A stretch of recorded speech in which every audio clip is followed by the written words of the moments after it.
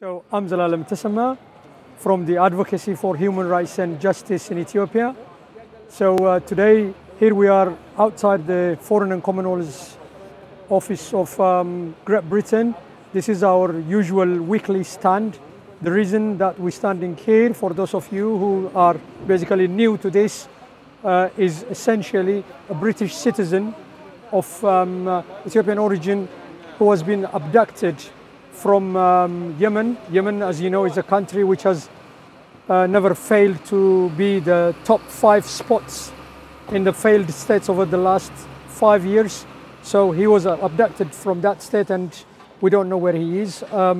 Presumably that's what we know now is that he's been taken by the brutal regime in Ethiopia, which he fled away from, and he is at daily risk of torture. That's what we know. So we are protesting outside the Foreign Office, asking Britain, why are you not protecting your citizen? Today is the 43rd day that Andargachew has been abducted and he has been taken into a brutal regime's hand.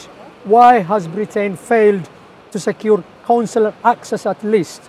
We know that sort of other people get abducted in a foreign land, but Britain doesn't spend any time in terms of finding those people and getting consular access to those people. Why has they failed to do that in this case? Is this a color issue? Is this a race issue? Is that because his name is different? Are they pulling every lever? We know that they've got plenty of lever and leverage, okay, to put pressure on the Ethiopian authorities to gain access, because they give over £350 million aid to Ethiopia. They give political and diplomatic support, but all of that comes to nothing if you can't get access to your citizen. Is this a question of willingness or is it a question of ability? For all we know, there is plenty of leverage and ability. We think that Britain is not doing enough. So we are raising a question of principle. It's not who it is. Citizenship is something that you protect day in, day out, 24 hours a day, all year round. It's not a promise that you give to people come election day. And human rights and citizenship protection does not depend on the eye of the beholder. It is something as a matter of duty that the government is a contract that it has entered with citizens and it needs to protect it as such. But it hasn't happened here. So we are all here raising our voices and asking these people, why have you not done that up to now? We hear that they are doing lots of efforts, but all those efforts have not come to fruition. Give you an example. Helen Johnston, abducted in Afghanistan. She was rescued within 12 days, right? Why has it happened for her and it doesn't happen for Andargachew, right? We are increasingly getting into a speculative sort of situation. Is it because is he because of his color, or is that because the man doesn't fit the bill? We would like to think otherwise. This is a land where everybody is get treated equally in 2014, for goodness sake. So show us the beef, and you need to come and deliver with the goods. You need to give protection for your citizen. What we hear and what we see is not pleasant. This man has been in a torture chamber for over 42 days, counting, but nothing has been done. So once again, we're protesting outside the Foreign Office, asking the British authorities, why have you failed in your duties? So here we are. So what has been the response from the British authorities? Well, the response from the British authorities is they're telling us that this matter is something that they take seriously at a ministerial level. They've been in contact with the Ethiopian authorities, but like I said, they have got plenty of power and leverage to turn this around and to ensure that his family knows that this man is safe. His kids know that their father or their dad is safe, but they have not done that so far. Why? Can you just tell us a little bit of who Andargachew is, just for us that Okay, yeah, know? yep. Andargachew is a British citizen, lived here for 39 years. Yes, he's a critic of the brutal regime in Ethiopia. I mean, it is widely known. I mean, it's a public knowledge that Ethiopia is the biggest China outside China, okay? In the sense that it's a brutal regime, no dissent is tolerated. Journalists like you, okay, bloggers, people who raise questions about rights, they are labeled as terrorists and they would be thrown either in jail or they will disappear to nowhere. That's such a country Ethiopia is currently. Okay, it's not the rosy image of what the colors that Ethiopia is said to be.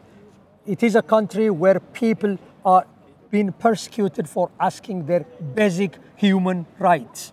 No freedom of association, no freedom of speech, no having a say in the way how you are governed. Okay, you have no say in all of that. So that's the kind of country it is. Any question you ask about the government, you are a terrorist. Okay, so it's that much how a sweeping way that they are trying to use the term being a terrorist. So Andargachew, who is, yes, he's a vermont critic and he's an opposition leader as well. Nothing wrong with it. Okay, you can be an opposition and sit down and with people if you have got the window to oppose, but the window is closed in Ethiopia. Okay, hence he's opposing in his own way. So does he deserve to be abducted in a foreign land against the Vienna Convention? There is an international convention. He is someone who has got a death sentence in absentia. Okay, so who is to say that's not going to be carried out? So that's why we're hugely concerned and profoundly disappointed with the British government, the way they have handled this matter. We want the world to know, right? It's not, we know that there are huge issues sort of somewhere in the world. It could be Gaza or it could be Ukraine for the British authorities to deal with. But this is one big issue for us. We've been saying for the last over 20 years since the brutal regime came to power, Ethiopia is a country where people are living out of their homeland, being prosecuted. So you can say it's like the biblical Israel today, okay? There are many people who sort of die in the deserts or are basically prey of the sea beasts trying to escape from that country. Why should that happen? It shouldn't happen, okay? We are in 2014. Rights needs to be protected and due process needs to be followed if someone has done anything. That's why that's not happening in Ethiopia. Hence, there are hundreds of oppositions. No wonder. Hundreds of conflicts in Ethiopia on every corner of the country. Why is that? Because of governance issue. Ethiopia is not free. Until Ethiopia is free, okay, that this would not stop. And the British government and the British people's interest would be best served by the British authorities standing with the Ethiopian people, not the brutal regimes, because we have seen it. It could be in Iraq or in Yemen or it's in Libya, everywhere, siding the brutal regimes and people who basically terrorize their own citizens. It's not going to work, okay? In the end, they will regret it. We don't want that to happen. So we are asking them time and again, you need to review your foreign policy, which is basically on autopilot at the moment. You need to review and change when things change. How many proofs do you need? British courts are inundated with asylum seekers coming to this country from that part of the world and being granted. But yes, it's a good country, a compassionate country, but you don't simply give asylum. You also protect once you make them a citizen. This is what is lacking in this instance. So we are asking them, if you don't give protection, don't give safety. Okay? So that's the whole issue. Okay, so this is like a human rights issue as well? It is a big time, it's a human rights issue. Human Rights Watch and Amnesty International have written every sort of week, of every month and every day of the year. They are still writing. It is a big issue that they have picked up, Andargachew's issue. They are, as we speak, Human Rights Watch and other legal sort of avenues that we're looking into are challenging the British government, saying that why have you not met your obligation? Have you done this? Have you done that? Have you done this of what's expected from you? They haven't. So it's huge time a human rights issue. So what is it, like a petition to We have run out of petitions that we're submitting. We have submitted petitions. Every time we come here, there is no point. We're not going to be telling them anything new.